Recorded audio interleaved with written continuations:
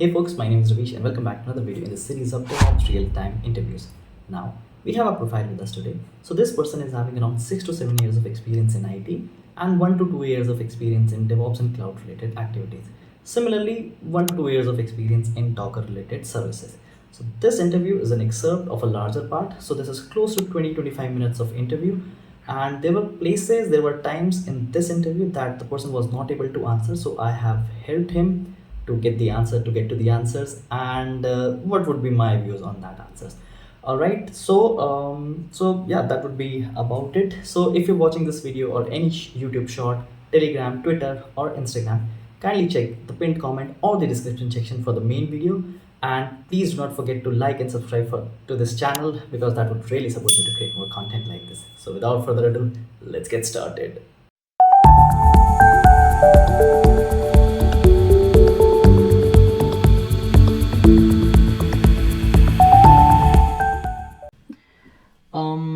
Let's talk a bit about Docker.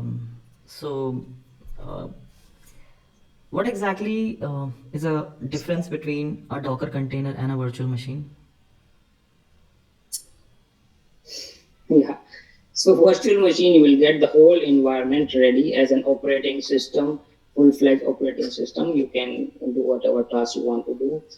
In a Docker container virtualization, you will have a particular source of uh, operating system where you install specific application and dependencies, and it cannot be changed after the Docker has been built. You have to, if you need to make any changes or anything, you have to redeploy it, and it will totally isolate your environment with mix up with other things. Like if you are doing the multiple Docker environment, or sorry, containers on EC2 or any virtual instance, so you will not have a mix-up with differences between libraries versions or dependencies or anything. So this is the difference between what EC2 or a virtual machine can do and a Docker can do. Okay, okay. So, consider a real-time scenario. How would you ensure that a Docker container starts automatically when the Docker host restarts? Just enable the startup service on the yeah, enable the service on the startup on the, what do you call this, virtual machine or OS. That's it. You just need to enable the service of Docker to be on run on startup. That's it. So all the containers will initiate. Oh, And sorry, I missed the first line. I'm sorry, I missed the first line. if you want the Docker containers to be automatically run, is if the host is restarted, so you have to enable the service to be run as startup. That's it. Okay, okay, okay. Um, have you ever worked on Docker Compose file or anything? Yes. Lots of stuff. Okay. So, can you describe me the purpose of Docker Compose file and any example scenario where you have used it? Yes, a lot of this. We don't use those basic ones, Docker Compose files. We have sub repositories and modules available. I was using it very when I started using Docker. So basically, what Docker Compose file do, it has a set of instructions that to compose or to start a Docker container with ports and availability, with IPs configuration, with the file paths, the directories, the application needs to be installed or running. So all set of instructions are there in the Docker Compose file. So once you run it with Ansible script or Docker Docker environment, so it will start that particular Docker container with this set of instructions. So that's what Docker Compose will do. Okay, okay. Um, what is a Docker image and how is it different from Docker container? Docker image is a base operating system, you can say, a base set of instruction or applications installed on that particular image, which you can pull inside a Docker container and run as a virtual environment. Yeah. Okay, and how about Docker container? Yeah, so you can pull that image, that pre-built image inside a Docker container using Docker compose file and the set of instructions. So what the setup will do, if you are running a Docker compose file, you will fetch that, like let's say we are deploying Nginx or Node.js application. We have a Docker-based image where Node.js and the dependencies are already installed in that particular image. You fetch that image inside the Docker container with the set of instruction, the expose ports of file paths and everything, SSL certificates, and the image will be poured. Your application will be deployed inside that image, and your Docker container is ready to go. Okay. So consider there is a Docker image. Can you make changes to existing Docker image? No, you cannot. Okay. And if I want to create a new image, so Yeah. what can I do for that from the existing image?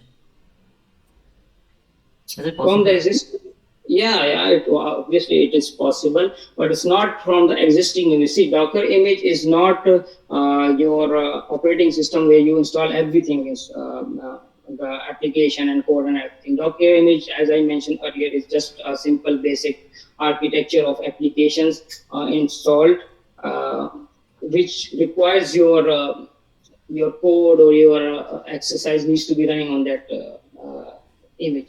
So once you are creating a Docker image, you already have a compose file for that particular Docker image. So the reason would be to update the binaries on that particular image to, as you mentioned, to reuse it. So you have that file, you can regenerate the image from that particular compose file. So there is no need to download that image again and open that file, open that as a reuse. So if that in the concept that as we are using EC2 instance to create an image and a backup and create a new instance from that file, you cannot do that. But obviously there is a compose file which you have created for that image, so you can obviously update, downgrade, whatever you want to do with that. You can reuse it in that particular way. Okay, all right. So, do you know what are networking modes that Docker has? Networking mode, there is a proxy mode and there is a bridge mode, same like you are doing for virtual machine. So yes. Okay, so there are generally three. One you talked about bridge. We have host and overlay. Can you explain me like when do we use what and what's the difference? See, I have not used overlay, and the other one I have always used bridge mode, where your host traffic can be can get through the proxy to the Docker network. So overlay, I don't know. Okay. Yeah, the host would be, I believe, the host would be if you are running a MySQL application on a Docker machine, a MySQL database on a Docker machine, and so the connectivity should be on the host itself. It should not, the traffic should not go outside that particular host. So that is host. I'm just guessing because virtual machines work the same way and the bridge mode the same way. So overlay, I don't know what is overlay. I never used it. So Okay, and bridge? the bridge I just mentioned. So the network traffic, anything outside, inside the network, will be able to get to that particular Docker machine on which the host is running. So if let's say if there is Nginx proxy, let's say DevOps proxy is there on a particular host machine, and on the same way there is another virtual host in the same network, let's say Node.js, and you're forwarding that traffic through that reverse IP. So using the bridge mode, you can do that. The Docker will be accessible from another host on the same network. That is bridge mode.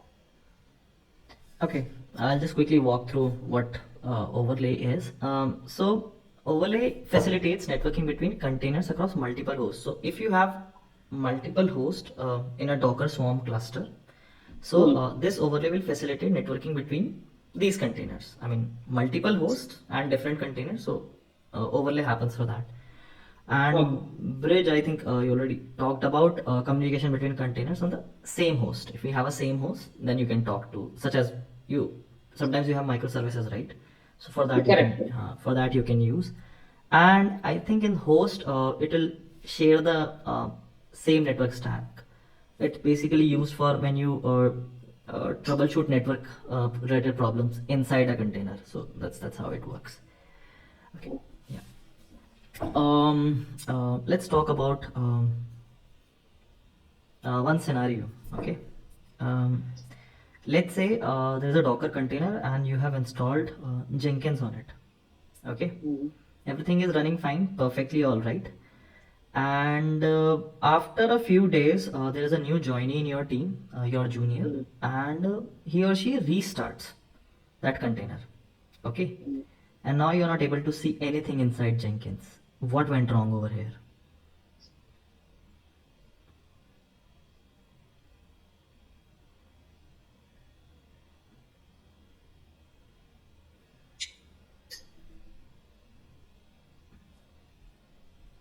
It restarts.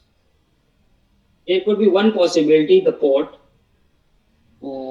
Either the services inside the Jenkins are not coming up, maybe Java or something, or the thing would be the ports are not available, because Jenkins usually run on ports 80 something, and which is not by default the HTTP default ports 80 and 443, which I encountered some time back. So what I was doing, I was putting IP table request inside the host, so it will forwarding that traffic 8080 or 8223 to the default HTTP ports. That could be a reason, but I will not deploy like that way. So even if it's restart, it will wipe out everything.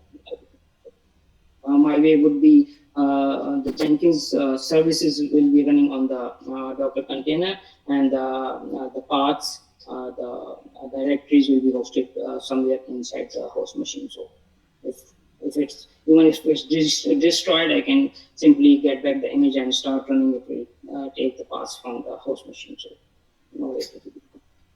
Okay, okay. What do you understand by Docker volumes and why are they important in data persistence? As I told you, if let's say something happened to the Docker machine, and maybe you have to upgrade the version or anything. So the Docker volumes will be available on the host machine. Like if you are running MySQL services, and you have to mount those volumes on the host machine, not inside the Docker machine. It not grow bigger and destroy everything. The volume will be somewhere stored on your host machine or NFS or assembly or anything share, and from there your Docker will store and get the data. So that is Docker volume to remain the static content available, or maybe the dynamic content available on the host. So if let's say you want to change anything, maybe I deployed a round code, a round variable, so I don't need to go inside the Docker machine and change everything and restart. I will just go to the volume file, maybe etc or something, resolve config, and I change the IP or variable change or something. I just restart the Docker and will take the changes from there. So that's so simple and easy to work with Docker volumes. Okay, and I mean that was related to my previous question. So Mm. probably the person who has restarted it did not take care of the volumes. Basically, they did not mount anything over anywhere. So the Mm. data was lost. So that's Mm. why I asked this question. Yeah. Okay.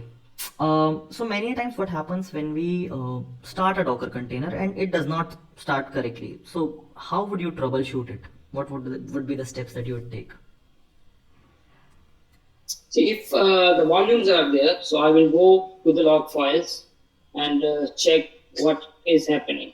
The other way is you can watch logs, watch Docker PS, why it's not restarting. You will explain the network. You will check the entry point from where Docker is starting. If the entry point is not correct, you can check the log. So there are lot of different ways how you can troubleshoot a Docker container. Network, logs, entry points, lot of things. Yes. Okay, Docker logs is obviously the first thing, that's correct. You can inspect the container as well, like Docker inspect and the container ID would be good. And I think something known as Docker events, you can monitor the container events using that. So that's Mm. another thing. Okay, so have you ever worked on Docker Swarm? No. Okay, I worked like very initial when I started. I believe Docker Swarm is much easier than Kubernetes. Is easily manageable. You have a good UI available to manage Docker Swarm, but not extensively used anywhere. okay, yeah, I mean more or less correct. I mean it's Docker's native orchestration solution for managing Yes. the clusters, but a lot of people have started using Kubernetes. People choose it for simplicity and quick setup when your application doesn't require the complexity of Kubernetes. So yeah, that's one way of saying it. Okay, so how do you secure your Docker containers? Any best practice? See, Docker container is already secure. You have to secure the host machine if you are running a virtual environment. Mm-hmm. So yeah, you can put IP tables, you can put fail to ban, and if it's inside the network or maybe it's on the cloud, you can put web, you can put security groups, a lot of things you can do to secure a Docker environment. Because Docker is obviously isolated, so you are running those containers inside a host machine. So I believe Docker is already secure. Uh, just you have to ensure the traffic which is coming to the Docker container is secure, so you can put a lot of security level authentication or maybe SSL certificates if the traffic requires it. So TLS encryption depends. So, yeah, WAF, IP tables, the host on firewall, fail to ban, these kind of steps you can take to secure that environment. Okay, okay. Um, um, I would like to add one or two things over here. Is it's an ideal in an ideal scenario, you should never run as a root user. If you run container, try to use that like non-root users. You can scan the images for vulnerabilities. There are multiple tools like Trivi. I think one is Claire, and there is something known as DCT, Docker Content Trust. It signs the images. I've not done that, but just heard about it. So that's another few things that you can secure your Docker containers. Mhm. Okay. Yeah, Mm, root is there. Obviously, nobody uses root anymore. Yeah. okay. So how do you used to check the health of these containerized applications? How you used to do that? Uh, we don't check the health of the containers. Mm-hmm. We check the health of the application inside the. Sorry, my kid. He Oh, just no came back problem. from. So we are using here in 3M. I am using the Grafana and Graphite, so which loads a lots of uh, data from the machine and logs. It will check the health of the operating system, CPU, whatever loads are there. It will check the logs which are coming from the system, and we have generated lots of dashboards. It will send us alerts if something goes up and down. Previously, I was using Zabbix to monitor the whole infrastructure, which is obviously not able to monitor the logs or the health of the application. But infrastructure-wise, you can use Zabbix, you can use Grafana, Graphite, not used Prometheus extensively, Mm-hmm. used sometimes for just for Mongo checkup because it has the capability you can monitor Mongo and Postgres databases.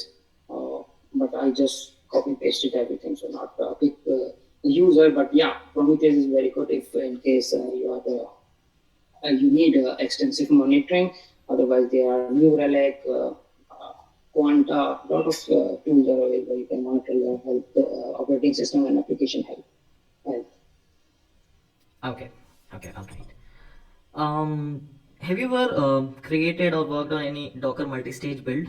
And if yes, then can you provide a scenario where there would be beneficial? Multi-stage build, no, Okay, no. okay, okay. So generally, what happens when you create a multi-stage build, it involves creating of multiple images in a single Docker file. So probably you'll be having one single Docker file, and you'll be creating multiple images.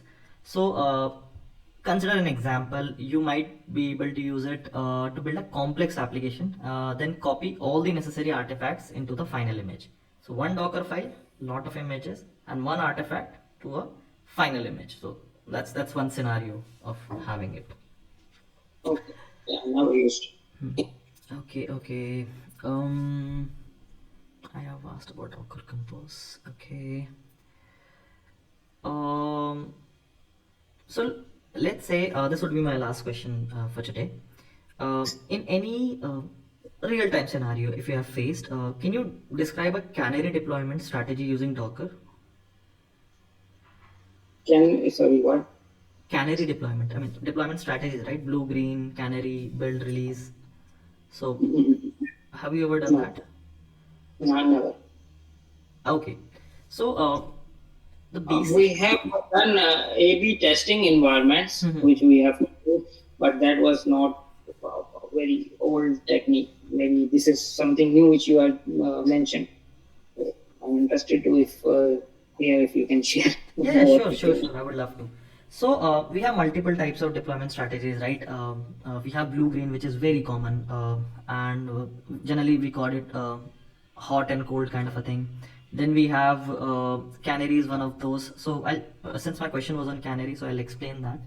So, canary deployment involves rolling out a new version of an application to a small subset of users. Okay. So, if you have thousands of users, we'll give it to 10 to 100, a minor percentage of it. And Mm. if you want to achieve this in Docker, you can achieve this by deploying the new version as a separate service. And once it has been tested by those subset of user, you can gradually increase the traffic to it. And like first, if it is 1090, then you can go it by 4060, then you go by 5050, and then you can go 8020, and then you can go 100. This will allow for early testing and reduces the risk of widespread issues with a new release. So that's why we used canary deployment. I mean, But you will use the same infrastructure to go for this kind of practice or no? This is my you can use, but it's ideal to start it as a new service. okay, understood. Yeah. Um, We have done this. So there will be a threshold of the 1,000 or 1,000,000 user where you want to test a particular application, or maybe there are 10 or 20 users. But I didn't recognize the term canary. So yeah, we have multiple scenarios where we do initial testing, like we are implementing a particular module, and there is no testing environment. Like we don't have testers around the world. mhm. Like I have a zone UAE, I have a zone KSA, I have a zone Germany or Australia, but we don't have testers everywhere available. What we do, we test in US, and they send us the builds. So now what we have to do, we have a set of people, the ground team, the adoption team, some managers who will do the testing, initial testing, or on that particular module or change, maybe 10, 20 users, and we confirm. But in US, we have millions of users on JMeter or something where they do regression testing. So yeah, there are environments and scenarios we do, but I wasn't this terminology. I was not informed like what is No meant. problem. Yeah, I think that would be all